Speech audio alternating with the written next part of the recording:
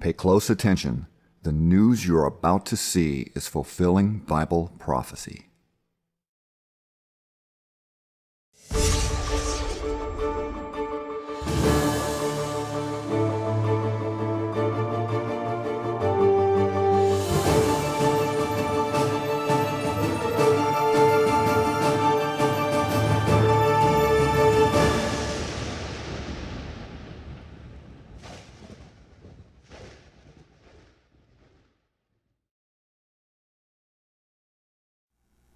Welcome to another edition of YPN News, bringing you the news that relates to Bible prophecy and foretold by Yeshua Hawkins.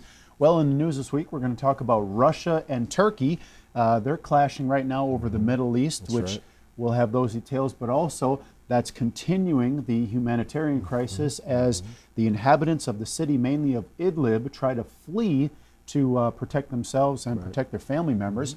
Also, we're going to talk about Juan Guido, the interim president there of Venezuela, didn't receive a very warm welcome when he returned back from the U.S., and also a plague of locusts destroying crops there, putting some hardships of another kind on some the people in those areas there.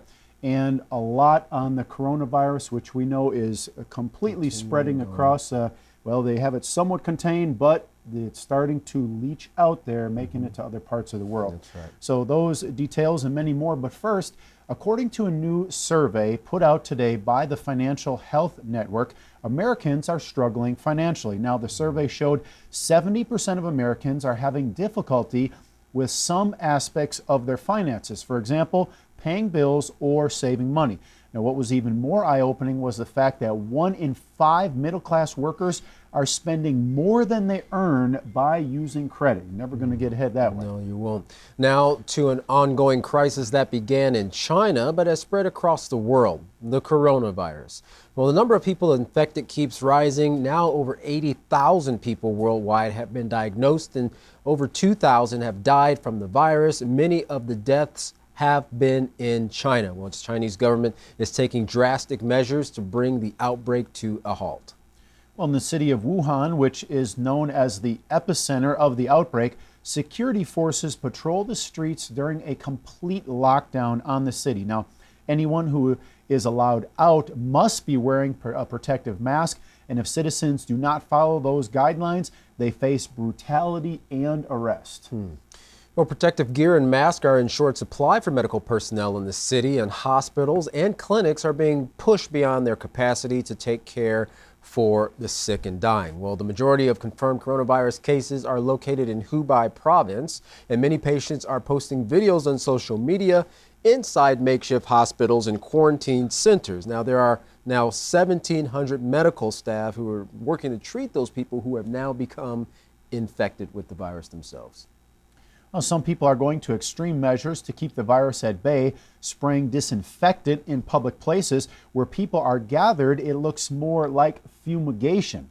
Now, the streets in many cities are empty and people's refrigerators are becoming empty as well.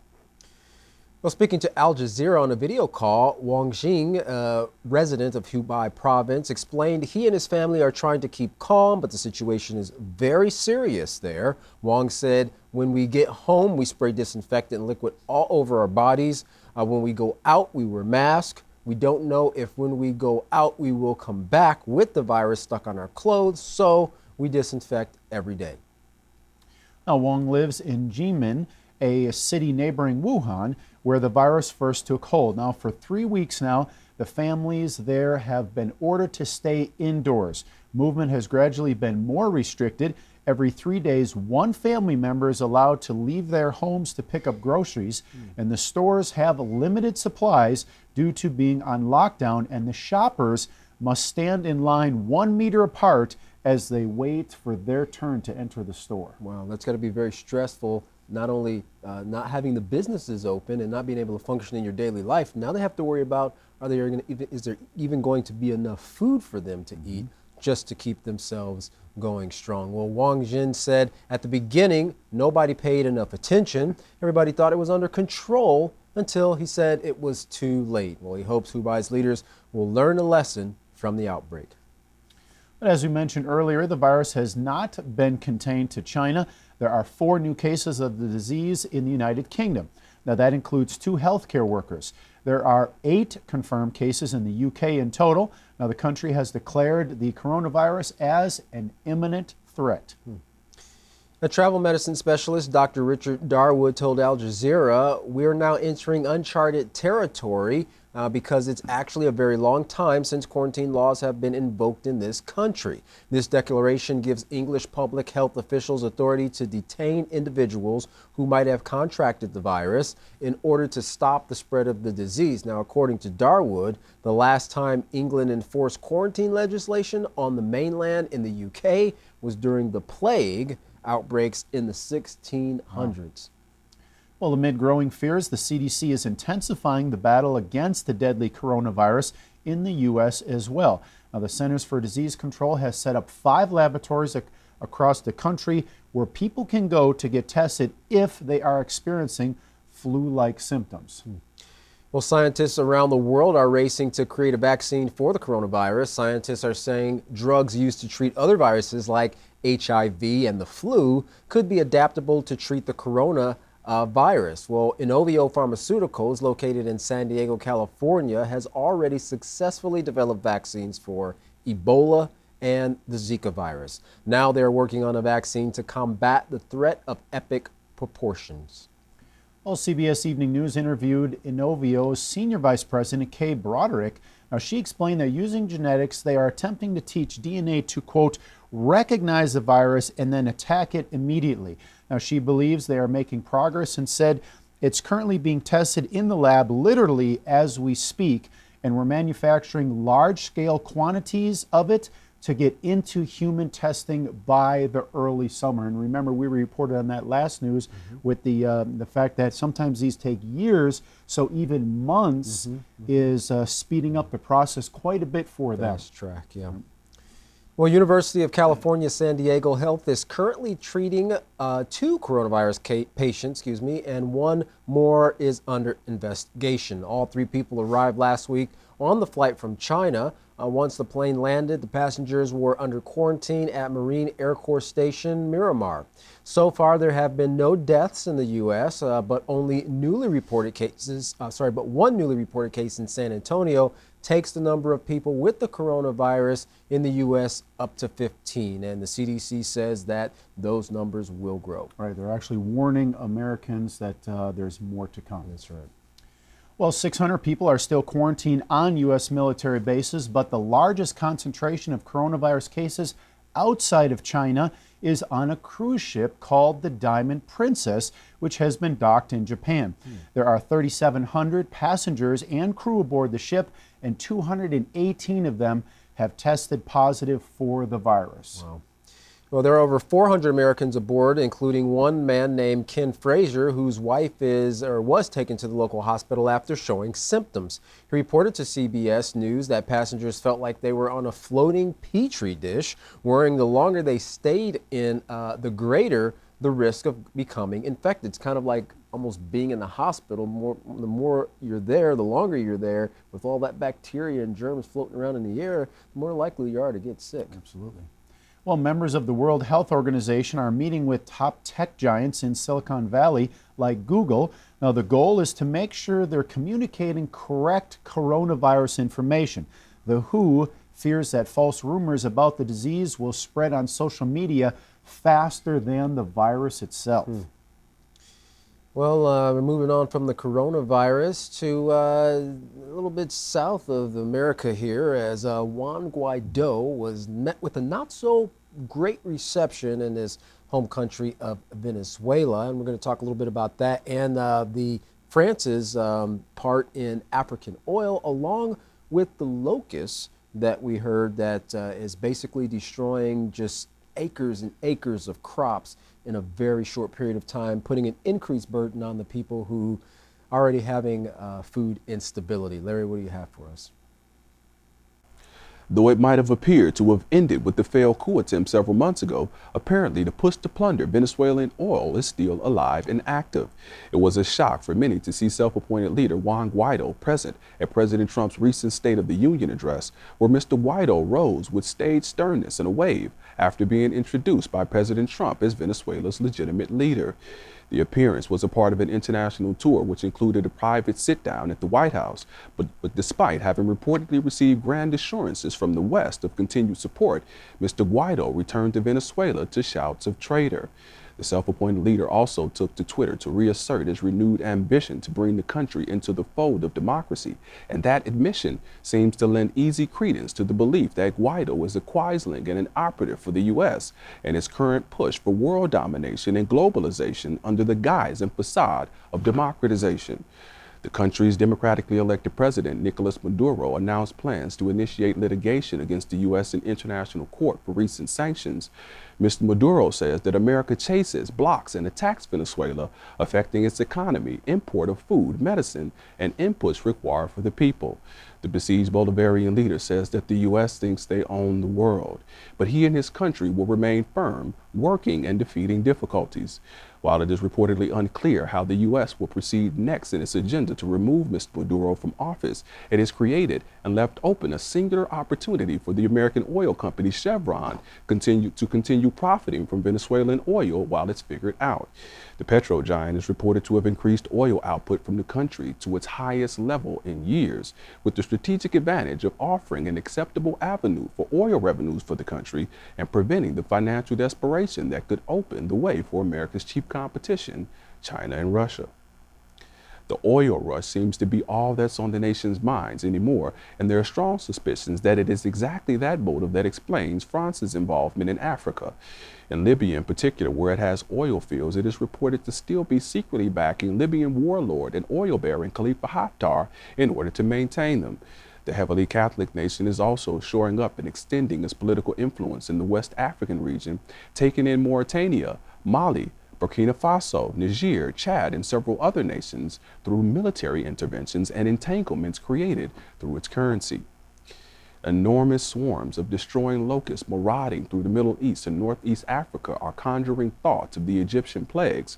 The hordes of locusts are believed to have originated in the area of the Oman Desert, which is thought to have produced the swarms through conditions created by several unnatural weather conditions.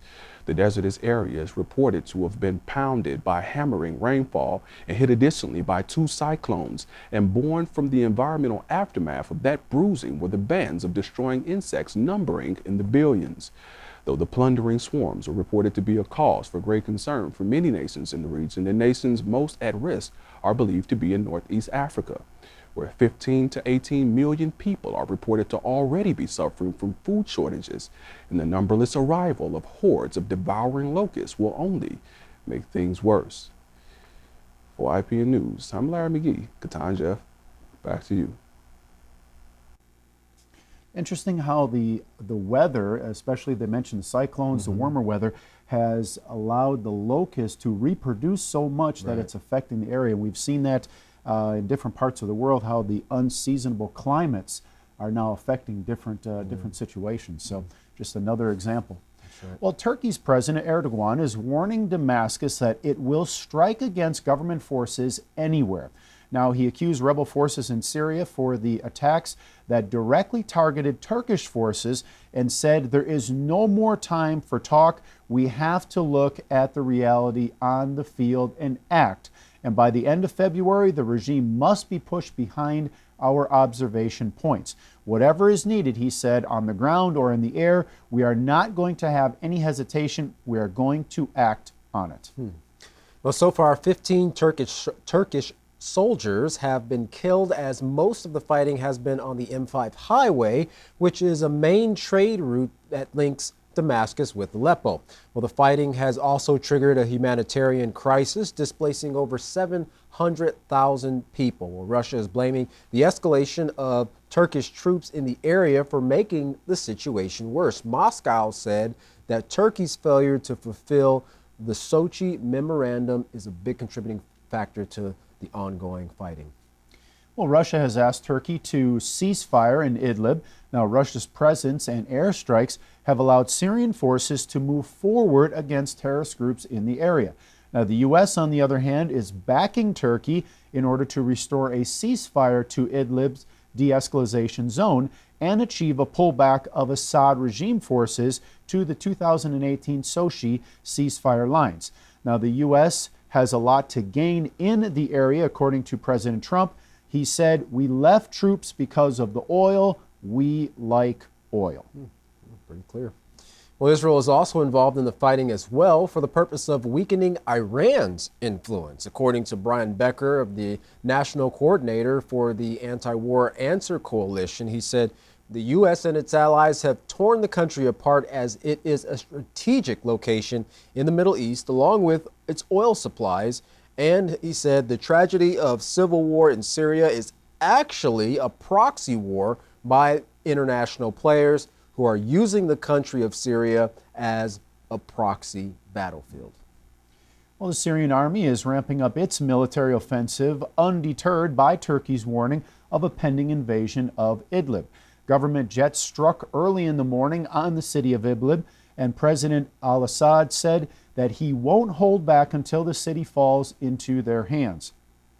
Turkey and Russia have talks so far have stalled as each other blame each other for failing to uphold the terms of the de-escalation.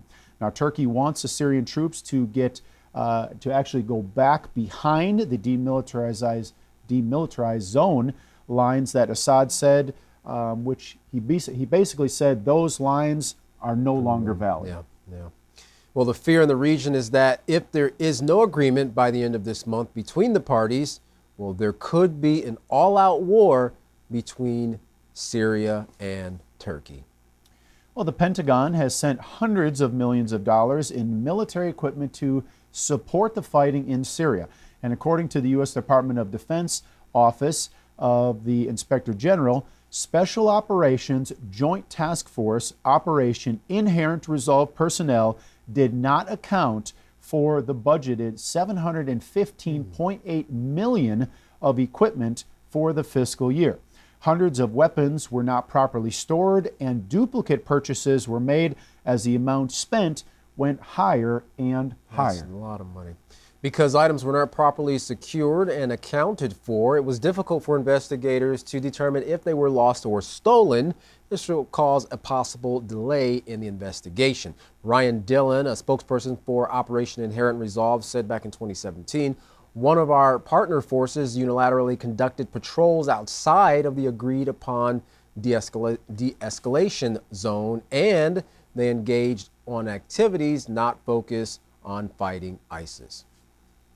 Well, millions of U.S. dollars in military weaponry sent to fight terrorists usually end up in the hands of the very terrorists they were intended to fight against. And $715 million is quite a lot. Well, by comparison, the country of Ghana and the Republic of Congo spend less, while Latvia spends $724 million on their spending budgets. Along with that, in 2017, more than $1 billion in arms transfers were not properly monitored by the Pentagon. Now, U.S. leaders described their operations in the Middle East as efforts to stabilize the region, but bringing in hundreds of millions of dollars of weapons into a war-torn country and then accidentally losing them does the opposite for stabilizing a country. Yeah, it just makes it worse. And we can see here the current state of the international or the worldwide community is definitely not stable with all the sickness that's taking place, the fears of coronavirus.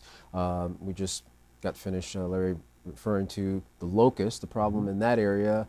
Couple that with, not enough food, a lot of people being displaced in Syria and other places from their homes, and the continual threat of war. It's got people scratching their heads wondering what can they do to turn this around and prevent what everyone sees is coming, nuclear war. I think for those of you who have been watching and staying with us for a long period of time, you know that Yisrael Hawkins and the House of Yahweh has been teaching a peaceful solution for many years. You can find answers to what you can do to actually be a part of the solution and not the problem in the world by contacting the House of Yahweh. And of course, when you do, don't forget to request your free copy of the Prophetic Word magazine and the monthly newsletter. Here's how. Well, to contact the House of Yahweh, you can write them at the House of Yahweh, P.O. Box 2498, Abilene, Texas 79604. You can call them at 1-800-613-9494. Visit them on any of their websites by going to yahweh.com, yisraelhawkins.com, or yahwehsbranch.com. You can also visit our website by going to ypnnews.com. If you would like to email the House of Yahweh, you can do so by emailing info@yahweh.com. For any international calls, you can call the number that's on your screen now. And we would like to once again remind you of the Yisrael Says program and the Ask Yisrael program. You can go to yisraelsays.com or askyisrael.com for any of your scriptural questions. Well, don't go anywhere. Make sure you have your Holy Scriptures and some paper and a pencil to take down some notes, because up next is Yisrael Hawkins with some very, very informative and beneficial information. For all of us at YPN News, I'm Katan Alexander. And I'm Jeffrey Heimerman. Thank you for watching.